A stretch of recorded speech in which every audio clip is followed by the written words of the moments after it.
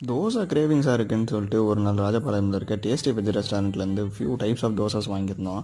அதுக்கு அவங்களோட 2 type of chutneys and sambar கொடுப்பாங்க. தேங்காய் சட்னி, கார சட்னி அண்ட் சாம்பார் எல்லாமே நல்லா நீட்டாக பிளாஸ்டிக் பாக்ஸில் பேக் பண்ணி கொடுத்து ஸ்பெஷல் தோசை அதோட சைஸும் பார்த்தீங்கன்னா நல்லா பெருசாக கொடுத்துருந்தாங்க. நிறைய கிறிஸ்பியாகவும் இருந்துச்சு.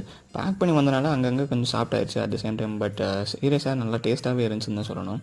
அண்ட் நெக்ஸ்ட்டு பார்த்தீங்கன்னா அவங்களோட பன்னீர் மசாலா தோசை.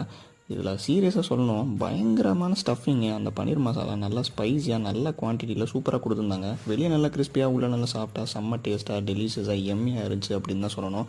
அண்ட் நெக்ஸ்ட்டு பார்த்தீங்கன்னா அவங்களோட பன்னீர் மசாலா ஊத்தப்பம். ஆக்சுவலாக தோசை நல்லா கிறிஸ்பியாக இருந்த மாதிரி ஊத்தப்பம் நல்லா திக்கான கன்சிஸ்டன்சியில் செம்ம ஃப்ளேவர்ஃபுல்லாக டேஸ்ட் நல்லாவே இருந்துச்சு. நல்ல ஸ்டஃபிங்கை பாருங்கள், எவ்வளோ குவான்டிட்டி, எவ்வளோ பன்னீர், அந்த ஸ்பைஸோட செம்மையாக இருந்துச்சுன்னு சொல்லணும். ஃபைனலாக ஒரு கீ ரோஸ்ட்டோட அந்த தோசை கிரேவிங்ஸை செம்மையாக நாங்கள் சாட்டிஸ்ஃபை பண்ணி அன்றைக்கி டின்னரை எம்மையாக வேறு லெவலில் நாங்கள் வைண்ட் அப் பண்ணோம். See you in the next video.